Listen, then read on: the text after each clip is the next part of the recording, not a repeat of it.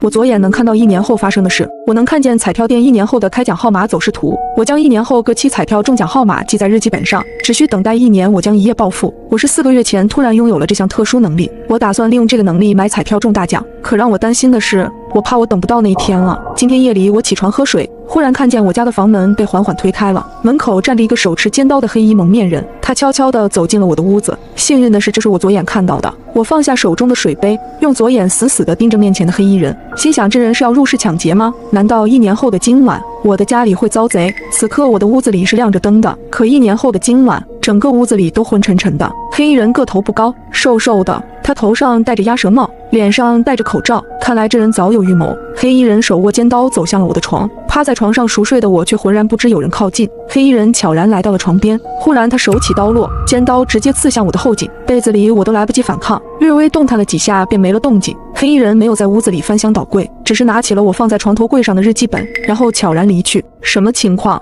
？1年后的今晚，我会在睡梦中被人一刀嘎了吗？而对方的目的正是那个记载了彩票中奖号码的日记本。我赶紧跟了出去，想要搞清楚害我的人是谁。黑衣人出了屋子，他绕过几栋楼房，然后穿过一条狭窄的巷子来到了后街。他来到了一座宾馆前面，然后径直走了进去。这是一家很普通的宾馆，黑衣人并没有在前台开房，他有意压低了帽檐，然后直奔楼上。黑衣人来到2楼和3楼之间的转角平台，他取下了头上的帽子，脱掉了身上的黑色大衣。她竟然是个女人，里面穿着裙装。他打开了他的包，一双高跟鞋被拿出换到了脚上。他取下了口罩，一张精致的脸尽显无疑。先前的黑衣人一下子变成了一个身穿裙装、脚踩高跟鞋的长发美女。1年后的今晚，我居然是被一个女人一刀捅死的。可这个女人我压根儿就不认识，她到底要干嘛？接着女人走上了3楼，然后敲响了304号房门，门很快就被打开了。开门的是一个中年男人，男人笑盈盈地看着门口的女人，然后一把将女人拉进了房间里，房门也随之被关上。什么情况？这个女人在刚刚杀掉我之后，居然还有闲心跑到宾馆里来跟另一个男人幽会。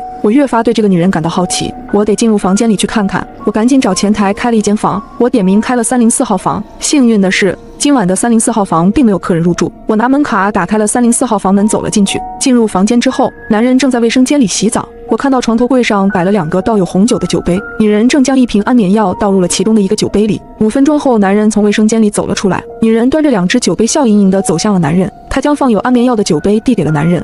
男人将红酒一饮而尽，然后就要对女人动手动脚，女人却以先洗澡为由走进了卫生间。男人只好无奈地玩起了手机。不一会儿，我就看见他接二连三地打起了哈欠。我打开了卫生间的门，女人只是将水放着，贴在门口听着外面的动静。大概10分钟之后，男人终于睡着。女人走出卫生间，双眼死死地盯着床上的男人，目光冰冷，像一道充斥着杀气的寒光。1年后的今晚，在不到1个小时的时间里，这个女人一连嘎了2个人，最毒妇人心，这话简直一点没错。女人将男人的左手掰开，然后取下了男人手指上的1枚钻戒，然后走出房间。在楼道的转角处，女人重新换上了那身黑色的大衣，绕过几个监控盲区，在一个不起眼的垃圾堆前，她扔掉了她的大衣和包。在不远处的一个路口，她坐上了一辆出租车，很快消失在街道的尽头。我本想继续跟上去的，只可惜我没女人运气好，我在路口等了很久也没等来一辆出租车。再次回到家，已经是1个小时之后，我缓缓地走进了屋子，用左眼死死地盯着我的床。被子里的我应该已经凉透了吧？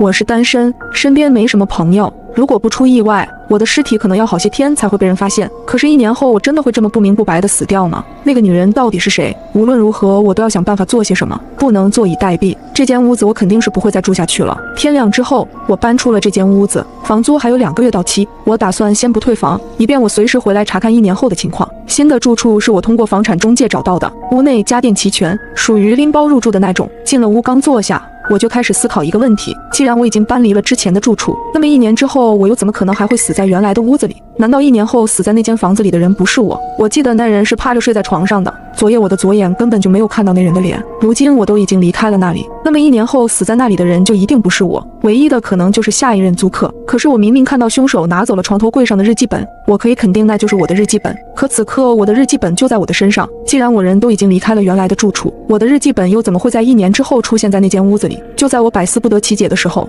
我忽然接到了我一哥们张三的电话。听说你不住原来那地儿了？是的，我已经搬出去了。可我记得房租还没到期吧？就这么走了不是浪费吗？那屋子我住不惯，反正也就多交了2个月房租，浪费就浪费吧。既然这样，那还不如便宜了我正愁没地儿住呢。我明早就搬过去，也好省2个月房租。那屋子邪乎得很，你搬过去要出事的。我可不信这些，只要能让我省钱就行。张三问了我的新住址，就挂断了电话。我开始思考一个问题：难道我那屋子的下一任租客是张三？那么昨夜我左眼看到的被杀者会不会就是他？可我那日记本又是怎么回事？难道将来的某一天，张三会拿走我的日记本？就在我陷入沉思的时候，忽然我就愣住了。我看到屋子的房门被缓缓地推开了，一个女人从门外走了进来。这是我左眼看到的。进屋的女人居然就是昨夜我看到的凶手。这个女人为什么会在1年后住在这里？那么我又搬去了哪里？我越想头越大。女人进屋后径直地坐在沙发上，我在一旁用左眼静静地看着女人。女人从抽屉里拿出了一个小本子，我一眼就认了出来，那是我的日记本。女人将日记本翻开，认真看着上面记载的密密麻麻的彩票号码，嘴角不经意间露出一抹浅笑。女人看了一眼手表上的时间，她忽然拿出手机，给一个备注为神经病的人发了一条短信：昨晚已经解决了2个，日记本已拿到手，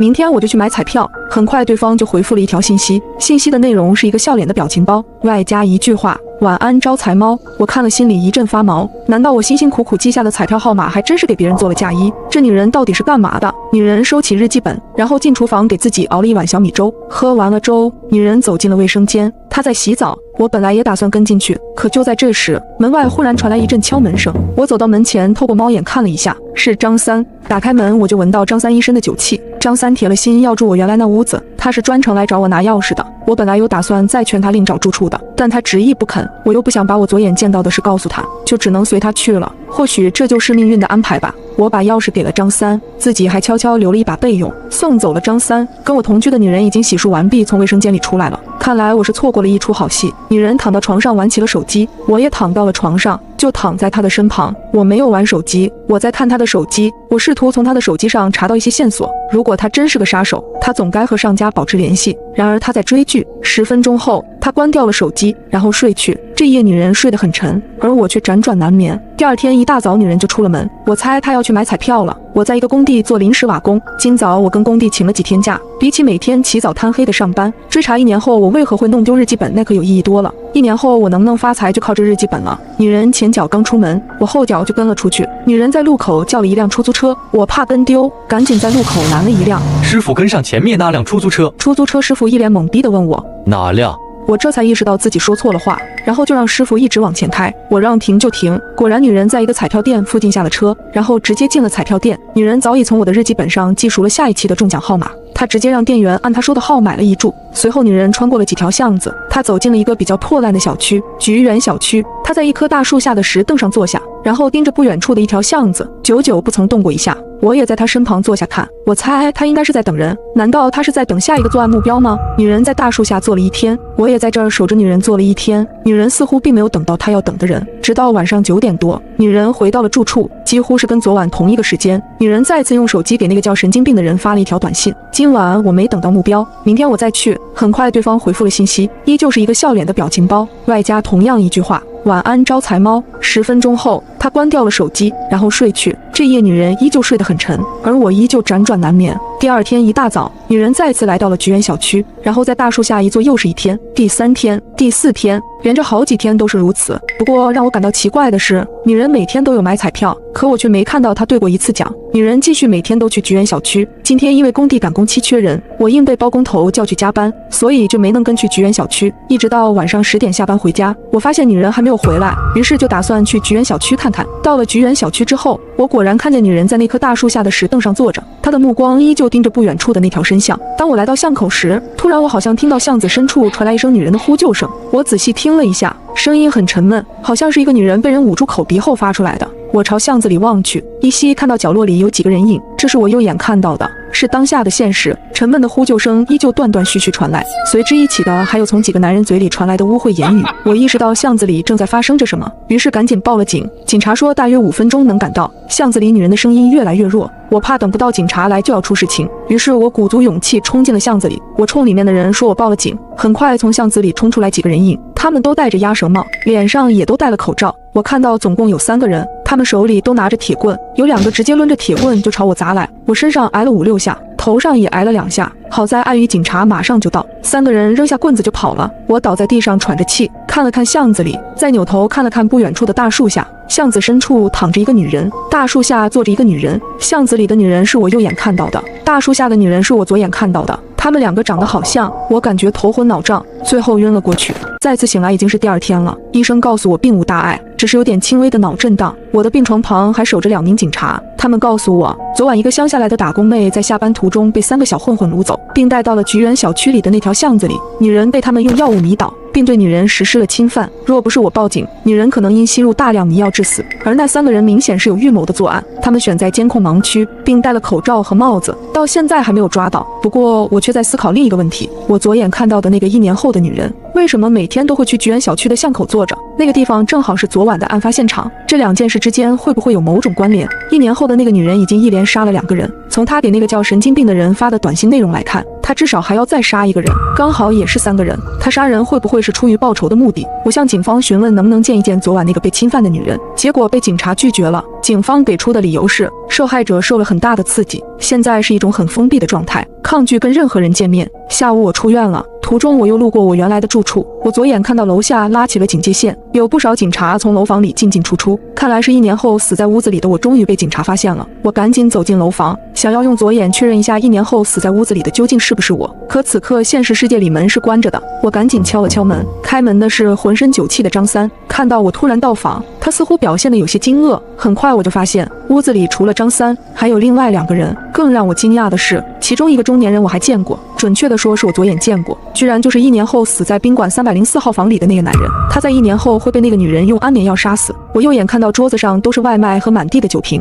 张三向我介绍那2人是他的好哥们，一个叫李四，另一个叫王五。1年后死在宾馆304号房的男人就是李四。张三还拉着我坐下跟他们一起喝酒，我一边应酬一边用左眼扫视四周，尸体已经被翻过身来，我看到了尸体的脸，真的是张三。1年后那个女人先后杀死了张三和李四，那么她下一个目标会不会就是这个王五？如果女人杀人的目的是出于报仇，那么昨晚的犯罪者就是我面前的这3个人。这是李四问我，兄弟，你额头上的伤是怎么回事？我不确信他问我头上的伤是出于关心还是有别的目的。眼下这个情形，我只好如实说了我昨晚的遭遇。李四问我昨晚有没有看清那些不法分子的脸，警察有没有查到什么线索。当听到我给出的都是否定的答案之后，他们3个似乎才松了一口气。晚上回到家，女人已经先我一步回来了，她正在给那个叫神经病的人发短信，短信的内容是，等我给你报了仇，我就离开这里去陪你。很快对方回复了信息，仍旧是一个笑脸的表情包，外加同样一句话，晚安招财猫。女人发出去的短信让我有种很不好的预感，留给我的时间不多了，我想是时候该向她问清楚了。我想到了一个办法，我拿起一支黑色的记号笔，在窗边的墙壁上写下了3个大字，你是谁。如果在接下来1年的时间里没有人擦掉我写在墙壁上的字，那么此刻女人身旁的墙壁上就应当也会有这3个字。女人很快就注意到了墙壁上突然出现的大字，她吓得连忙后退，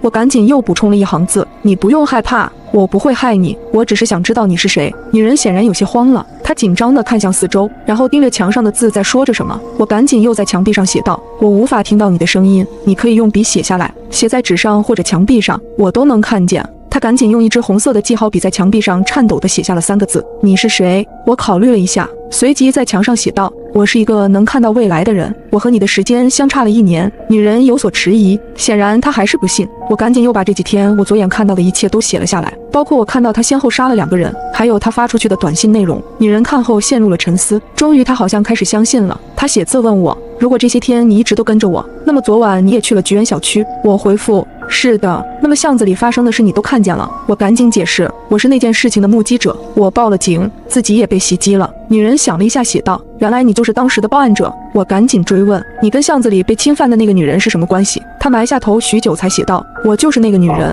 看来我之前的预感没有错。女人继续写道，谢谢你当时及时出面报了警，要不然我也活不到现在。我回复，只可惜警方目前对这起案件还没有任何线索。我知道警方一直没能抓到那3个人，要不然我也不会亲自报仇。所以你要杀的人就是昨晚侵犯过你的人，你是如何查到他们身份的？我自有我的办法。你有证据？有。那你为何不把证据交给警方，而是选择亲自出手？因为我怕我等不到他们被判罚的时候了。女人一把拽下了头上的全部头发，那是她的假发。我已经身患绝症了，我所剩的时间不多了，况且那3个人身上还沾有人命，我要他们血债血偿。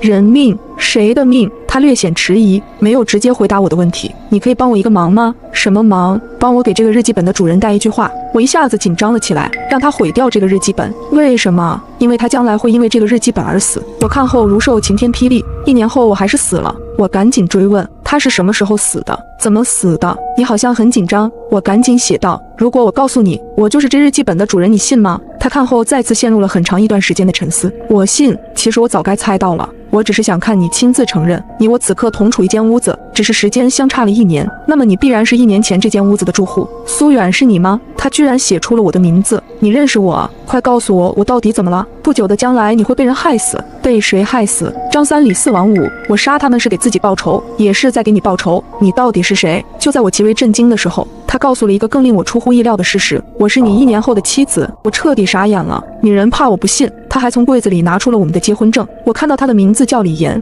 她确实是我的妻子，1年后的妻子。接下来的几个小时里，李岩通过一行行文字讲述了我未来几个月即将发生的一些事。在经历了菊园小区事件之后，李岩整个人变得比较消沉而且封闭，加上警方一直未能抓到作案人员，李岩便一直活在阴影和极度的恐慌之中。然而更令他绝望的是，案发当晚，医院在对李岩验伤的时候，意外查出他已经身患绝症，医生告诉李岩最多还能活1年。一连串的打击，再加上几个月的病痛折磨，他不堪重负，最后选择了跳河自杀。而正好经过现场的我救了他，与其说是我救了他，倒不如说是他救了我，因为我根本就不会游泳。因此这一次的相遇，算是我们初次相识。李岩跟我讲了他的种种遭遇，我很同情他，并鼓励李岩要坚强地活下去。也不知道我是哪根筋不对，从那天起，我开始赖上了他。我鼓励他接受治疗，我说无论结果如何，我都会一直陪他走下去。连续的治疗让李岩的头发越来越少，于是我给他买了假发。李岩的身体状况越来越差，所剩的日子屈指可数。在他生日的当天，我带着李岩去了民政局领了结婚证，没有办席，没有请客。李岩搬来跟我住到了一起，他每天都吃不下饭，我每天都会给他煲粥。他时常问我为什么会选择和一个将死之人在一起，我的回答永远是那句话：遇见你也许是我命中注定的吧。李岩经常骂我是神经病，我却笑话他是招财猫，因为救他的当天，我买的彩票中了头奖。李岩本以为他会在我的守护下幸福的死去，没想到我却死在了他的前面。我有一个能预知彩票中奖号码的日记本，同时也让我招来了杀身之祸。不久前的一个夜晚，我因外出买药，遭到了几个匪徒的袭击，他们抢走了我身上的所有东西，包括结婚戒指、日记本，还有我的命。我被害的地点位于监控盲区，警方到目前为止还没能抓到杀死我的凶手。通过我身上的致命伤痕和现场痕迹判断，警方断定凶手是3个人，而且极有可能是熟人作案。我的日记本则成了唯一的线索。李岩开始留意近期彩票中头奖的得主，很快便锁定了张三、李四和王五，他要用他自己的方式给他们判刑。张三嗜酒，李四好色。在他们的一次聚会之后，李岩带着我的备用钥匙来到了张三的住处，他一刀捅进了张三的喉咙，然后又装扮成夜总会的小姐，去了李四开房的宾馆，用安眠药搞定了李四。如今只剩下了王五。看完他写下的字，我也不知该回什么好，想了很久才继续写道：如果你真的要报仇，我可以帮你，也算是帮我自己。帮我？你打算怎么帮？我明天就去向警方举报那3个人，让他们得到法律的制裁。你当时并没看到他们的脸，你也没有证据。我是没有证据，但是你有啊，你把你查到的证据告诉我，我再告诉警方。没用的。什么意思？在你的未来才会出现的证据，你如何在你的时间交给警方？虽然你能看到我找到的证据，但警方无法看到。我恍然大悟，这是违背因果律的悖论。那我直接在我的时间里杀了他们？不可以的。你我同处一个空间，你代表了历史，我代表了未来。既然他们3人可以活到我所在的时间点，那无论你做什么都不能改变因果律。他的话让我有些震惊，仿佛好像确实如此。我答应李岩明天陪他一起去解决王五，并躺在床上和他度过了最后一个夜晚。第二天一早，趁着李岩还在熟睡时，我买了新的油漆，直接掩盖了上面的黑红色的文字，并且退掉了这个房子，远离了这座城市。因为只有这样，我才能避免悲剧重演，更有机会保住自己的性命。